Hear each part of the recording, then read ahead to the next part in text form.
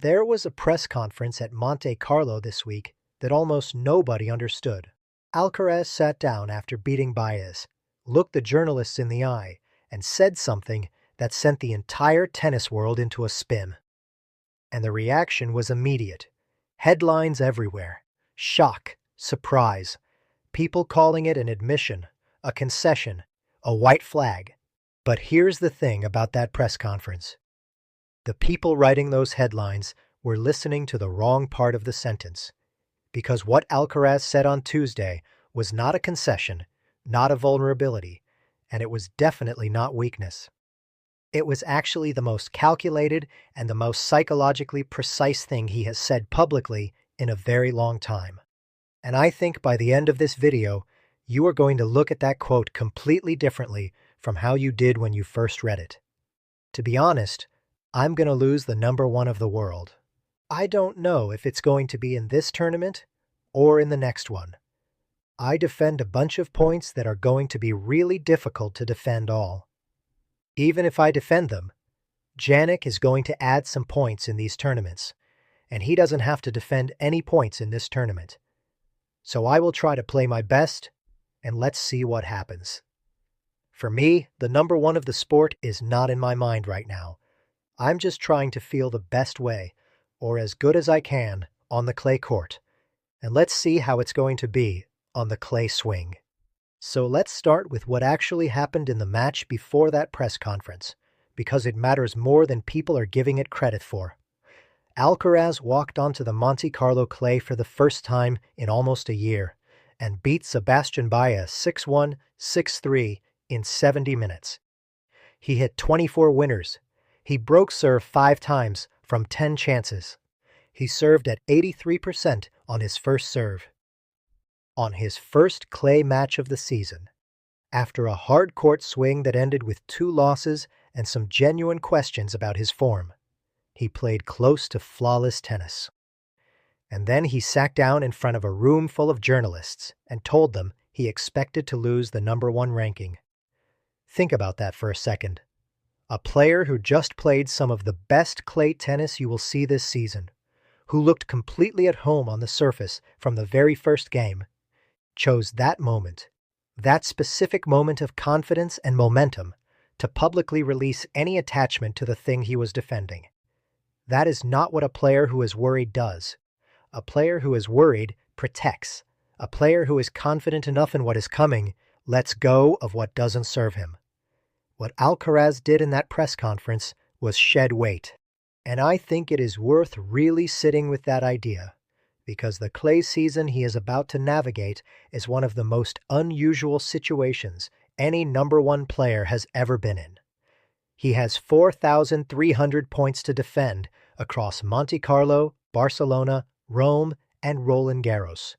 He won all of them last year except Barcelona, where he reached the final and lost to Rune. Every single week of the next 2 months, the mathematics of the ranking are working against him by default. Because even if he wins everything, Sinner collects points he was never going to lose. The situation is structurally unfair in a way that has nothing to do with tennis. And Alcaraz, apparently, has decided to stop pretending otherwise, because that is the real thing he said on Tuesday. Not that he was going to lose, but that he already knew, had accepted it, and was done carrying it around. There is a version of this story where a player in his position spends the entire clay season doing mental gymnastics, convincing himself each week that a deep run here, a title there, might somehow keep him ahead. That version is exhausting. It costs energy that should be going into tennis. And Alcaraz, in about 3 sentences after a dominant win over Baez, opted out of it entirely. Now I want to be really precise here about why this matters so much in the context of who Alcaraz is as a tennis player. Because this is where the actual story lives. His game at its best is completely incompatible with caution. The way he plays, the angles he goes for, the drop shots at unexpected moments, the willingness to attempt the low percentage option at high pressure points. None of that is possible if the mind behind it is preoccupied with consequence.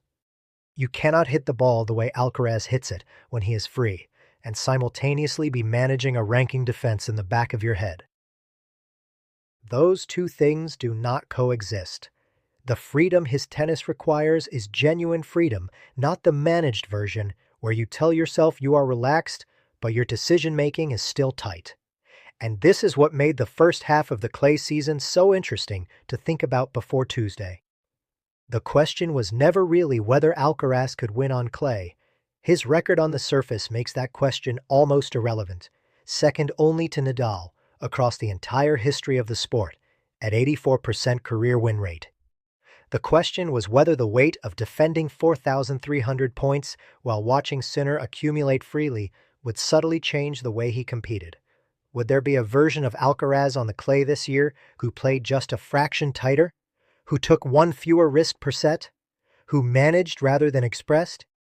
That version of Alcaraz, even at 90% of his ceiling, is still capable of winning clay titles. But it is not the version that wins Roland Garros from 2 sets down, saving 3 championship points. That version requires something the managed approach cannot produce. So when he sat in that press conference and let the No.1 go publicly, he was not making a concession to Sinner. He was removing the one variable that could have poisoned his tennis from the inside. He cannot control whether Sinner gains points in tournaments where he has nothing to defend. He can control whether that reality occupies mental space that should belong to the ball in front of him. And on Tuesday, he chose to put it down. What I find genuinely fascinating about the way this has been covered is that the same journalists who spent weeks writing about how much pressure Alcaraz was under, with all these points to defend, turned around the moment he acknowledged that pressure and called it a shock admission. As if the honest recognition of the reality is somehow more alarming than the reality itself. It is not a shock admission.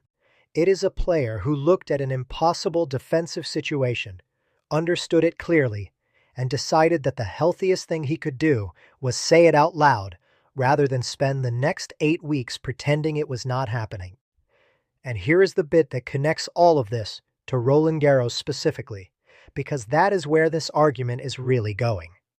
Alcaraz has played 2 Roland Garros finals. He won the first one in 2024. He won the second one in 2025 from a position that most players in the history of the sport would not have recovered from. 2 sets down, 3 championship points against him, on the biggest clay court in the world against the best defensive player alive.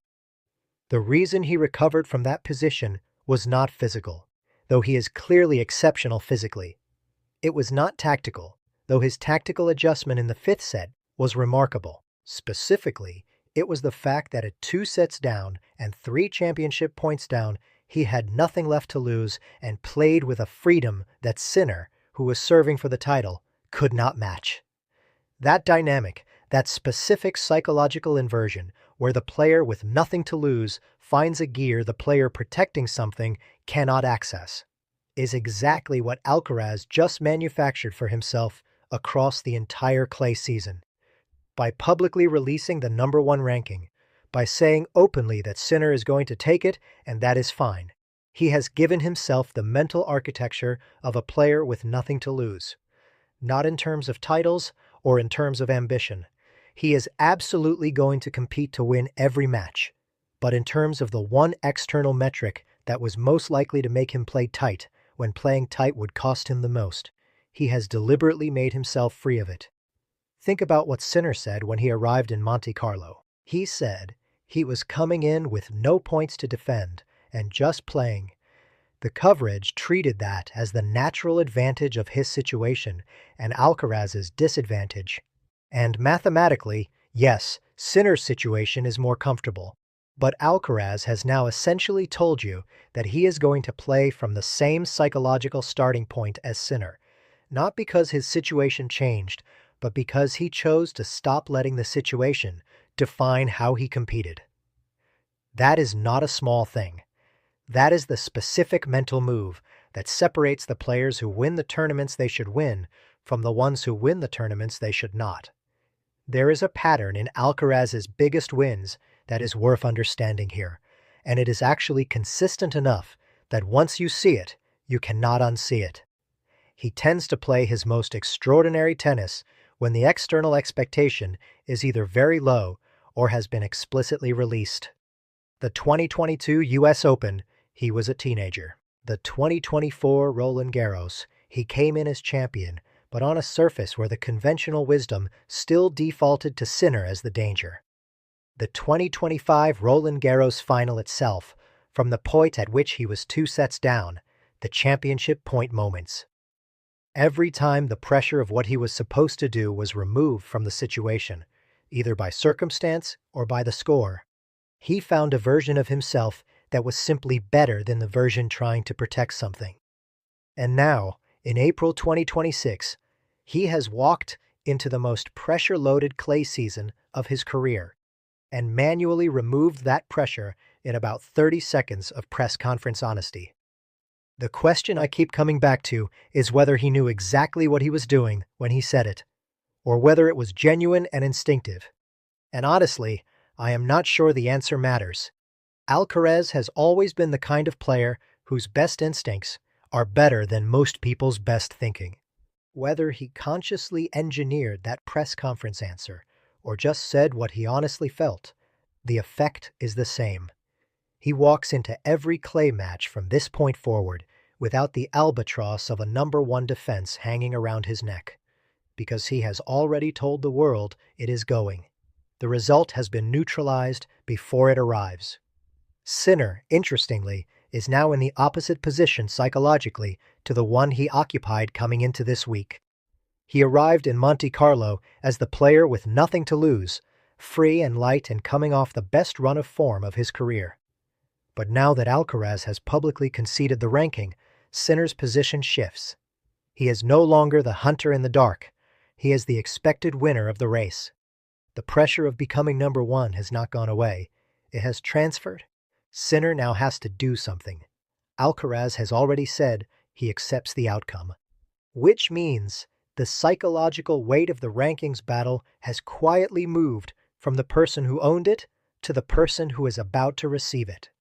That is a fascinating transfer, and I do not think it is accidental on Alcaraz's part.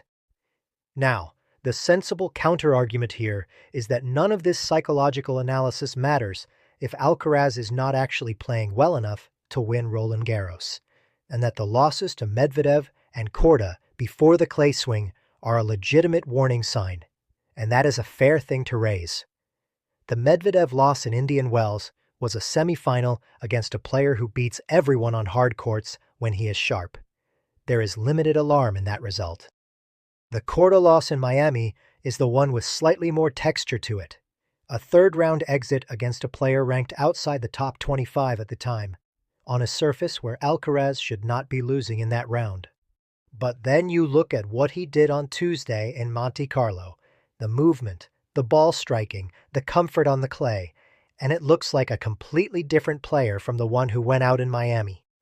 Which probably tells you that the Miami loss was more about where his head was than where his game was. And the head has now been sorted by a 30-second press conference answer. The other thing worth mentioning, because it would be incomplete not to, is Ferrero. Not in detail. If you want that conversation, there is already a video on this channel that goes deep on what Ferrero's comments about discipline were actually saying beneath the surface. But briefly, everything Ferrero identified as the potential long-term risk for Alcaraz was about his ability to compete with the same intensity when the initial fire runs low. What Alcaraz showed on Tuesday in that press conference was a player who had found a way to rekindle the fire by changing what he was competing for. He is not competing to protect the #1 ranking anymore. He has let that go. He is competing to win on clay, which is the thing he has always loved most, on the surface where he is most himself, in the tournaments where his tennis reaches heights that genuinely have no comparison in the current game. That is not a player whose motivation has dropped. That is a player who found a cleaner source of motivation than the one he was about to lose anyway.